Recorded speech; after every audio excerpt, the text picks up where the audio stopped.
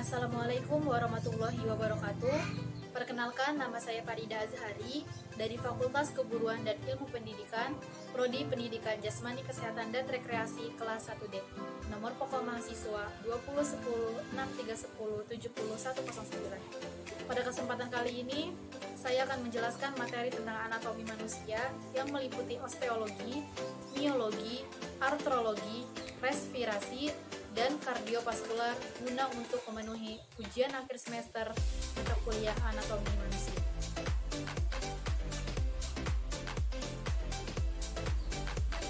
Anatomi adalah ilmu yang mempelajari tentang struktur tubuh manusia. Anatomi berasal dari bahasa Yunani, en yang berarti habis atau ke atas, dan tomos yang berarti memotong atau mengiris. Jadi anatomi adalah ilmu yang mempelajari tentang struktur tubuh manusia dengan menguraikan menjadi bagian kecil hingga ke yang paling kecil dengan cara memotong atau mengiris. Kemudian dipelajari, diangkat, dan diperiksa menggunakan mikroskop. Adapun organisasi kehidupan makhluk hidup terdiri atau tersusun dari berbagai tingkatan. Mulai dari tingkat yang paling sederhana yaitu tingkat molekul, sel, jaringan, organ, sistem organ, individu, populasi, komunitas, ekosistem, bioma, dan juga biosfer. Yang pertama yaitu molekul. Molekul adalah partikel-partikel penyusun organisme yang dibangun oleh atom-atom. Yang kedua sel. Sel adalah unit struktural dan fungsional terkecil dari makhluk hidup.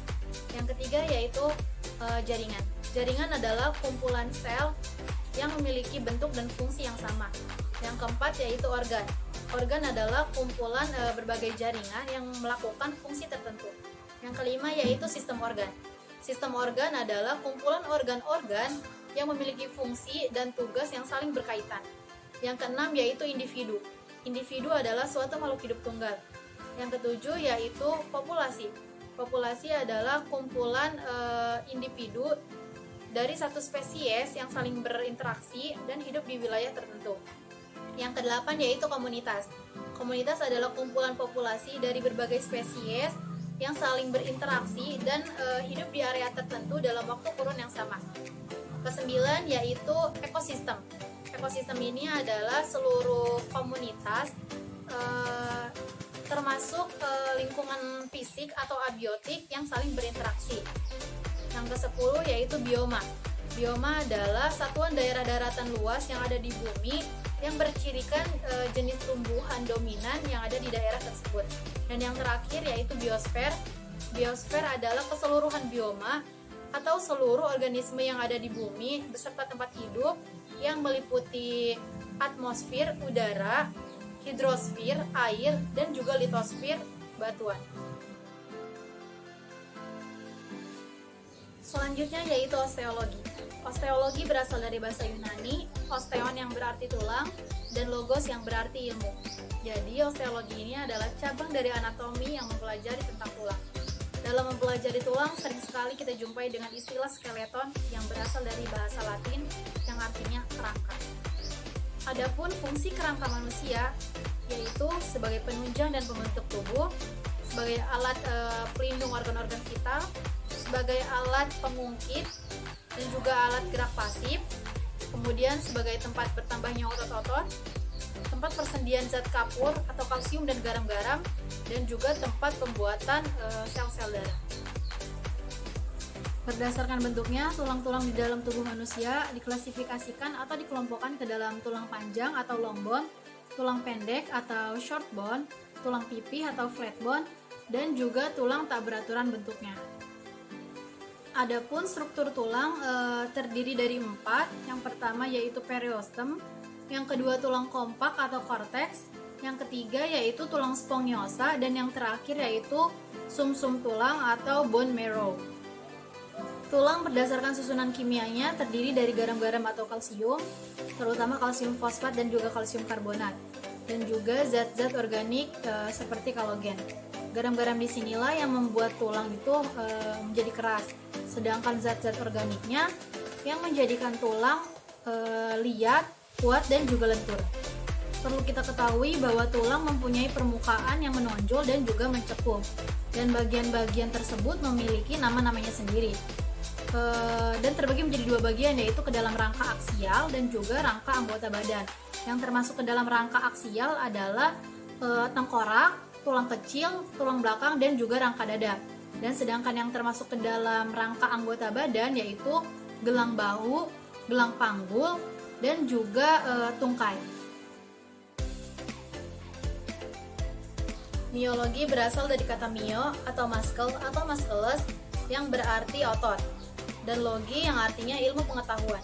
Jadi miologi adalah ilmu pengetahuan yang membahas tentang otot. Adapun fungsi otot yaitu untuk menunjang mobilitas atau pergerakan, menjaga postur tubuh, kemudian menjaga stabilitas tubuh, menunjang sirkulasi darah, membantu sistem pernapasan, membantu proses pencernaan, melancarkan buang air kecil, membantu proses melahirkan, melindungi organ, dan juga mengatur suhu tubuh. Otot terbagi menjadi 3 macam, yaitu otot polos, otot lurik, dan juga otot jantung.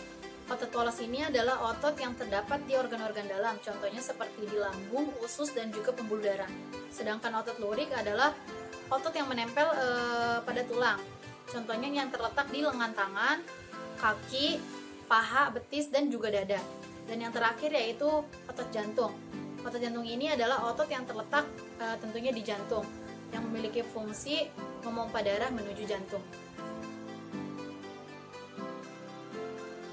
Selanjutnya adalah artrologi. Artrologi ini adalah anatomi yang mempelajari tentang persambungan dan persendian yang ada di dalam tubuh manusia.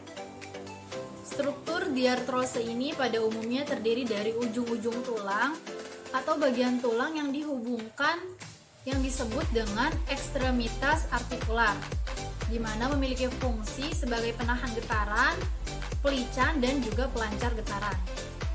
Yang kedua yaitu setiap sendi dibungkus oleh selaput pembungkus sendi yang disebut dengan selaput sendi atau simpul sendi, atau juga disebut dengan kapsula artikular. Yang ketiga yaitu di antara kedua atau lebih ujung tulang yang dihubungkan terdapat sebuah ruangan atau rongga yang dinamakan dengan rongga sendi, atau juga disebut dengan kapum artikular. Yang keempat yaitu agar persendian tidak mudah lepas, maka sendi diperkuat oleh tali pengikat atau ligamenta. Dan yang terakhir, yang kelima yaitu pada persendian terdapat kantung-kantung lender atau bursa mukosa yang berada pada kapum artikular, di mana sewaktu-waktu akan mengeluarkan lendir untuk memperlancar dan memperlicin persendian. Berdasarkan jumlah tulang yang dihubungkan, diartrose dibagi menjadi dua, yaitu yang pertama articulatio simplex dan yang kedua yaitu articulatio composites. Adapun berdasarkan gerakan-gerakan yang dapat dilakukan, diartrose dibagi menjadi 6, yaitu yang pertama sendi geser, yang kedua sendi engsel, yang ketiga sendi kondiloid, yang keempat sendi pelana, yang kelima sendi putar, dan yang terakhir yang keenam yaitu sendi peluru. Kemudian faktor-faktor yang memperkuat persendian, yang pertama yaitu ligamenta dan kapsula artikular, yang kedua yaitu otot-otot yang melalui persendian, yang ketiga yaitu bentuk bagian tulang yang diperhubungkan, yang keempat yaitu kohesi adanya cairan atau lendir, dan yang terakhir yang kelima yaitu adanya tekanan atmosferis. Selanjutnya yaitu respirasi. Apa sih itu respirasi?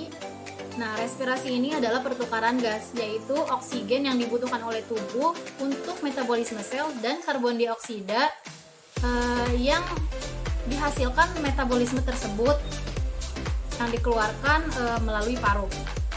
Selanjutnya yaitu sistem respirasi.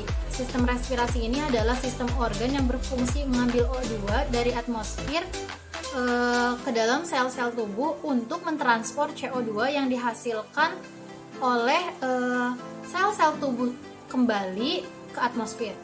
Lalu saluran respirasi.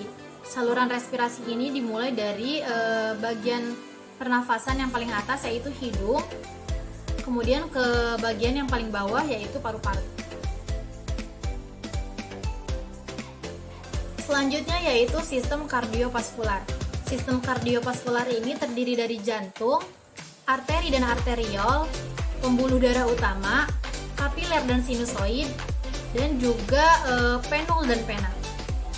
Bagian-bagian tersebut berfungsi memberikan dan mengalirkan suplai oksigen serta nutrisi ke dalam jaringan tubuh yang diperlukan dalam proses metabolisme tubuh. Adapun bagian-bagian jantung terdiri dari ventrikel kanan, atrium kanan, ventrikel kiri, atrium kiri, jaringan jantung, dan juga tekanan darah. Jantung ini memiliki ukuran kurang lebih satu kepalan tangan dan juga terletak di dalam dada dan memiliki batas-batas. Baik, mungkin itu saja yang dapat saya sampaikan. Kurang lebihnya saya mohon maaf. Billahi taufiq wal hidayah. Wassalamualaikum warahmatullahi wabarakatuh.